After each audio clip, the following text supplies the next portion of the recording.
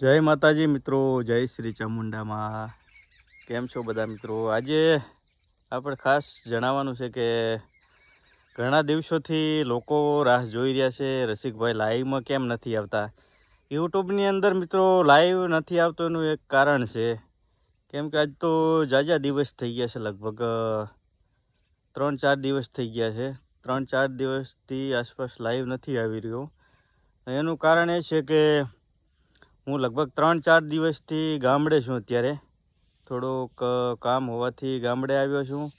અને અહીંયા તો ખાસ એ છે કે ગામડાની અંદર અમે વાડી વિસ્તારની અંદર રહીએ છીએ. તો વાડી વિસ્તારની અંદર અત્યારે થોડુંક નેટવર્કનો ભાઈ પ્રોબ્લેમ છે. નેટવર્કના કારણે હું લાઈવ નથી થઈ શકતો, કારણ કે અહીંયા 4G નેટવર્ક આવે છે. અને આપણે યુટ્યુબની અંદર ખાસ કરીને વધારે 5G નેટવર્ક જોવે છે, અથવા વાઈફાઈ આપણે ઘરે હોય તો યુટ્યુબની અંદર લાઈવ ચાલતું હોય છે, તો સારી ક્લિયરિટી યુટ્યુબ લાઈવની અંદર ચાલે છે. એટલા માટે મિત્રો માફ કરજો, હમણે 2-3 દિવસ હજી લાઈવ નહીં થઈ શકું, કેમ કે નેટવર્કના પ્રોબ્લેમથી હું લાઈવ નથી થતો.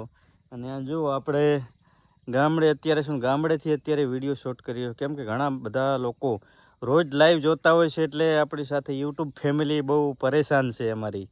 એટલે યુટ્યુબ ફેમિલીને મજા નથી આવી શકતી, કેમ કે રોજ આપણે લોકો લાઈવમાં વાતો કરીએ છીએ એટલે મજા આવે છે.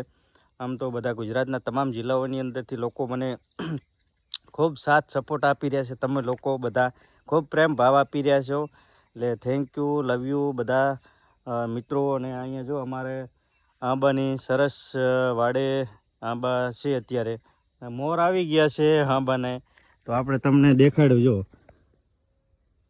અહીંયા જો મોર આવી ગયા છે, ભરપૂર મોર છે આંબાની ઉપર, કેમ કે થોડા સમય પછી કેરી આવી જાય છે. આ જો આંબાની ઉપર ભરપૂર મોર આવી ગયા છે. થોડા સમય પછી કેરીઓ આવી જશે મિત્રો. આવજો બધા લોકો કેરીઓ ખાવા માટે. અને અહીંયા જો આ ઘાસ, આવડું મોટું મોટું ઘાસ છે, એ અમારે ઢોરાઓ માટે વાવેલું છે. જો કેટલું મોટું ઘાસ છે, કેમ કે અમારે ગાયો અને ભેંસો બહુ છે ઘરે, એટલા માટે આ ઘાસ છે. Thank you. વિડીયોને લાઇક, શેર ને કોમેન્ટ કરવાનું ભૂલતા નહીં. થેન્ક યુ, લવ યુ મિત્રો. જય માતાજી.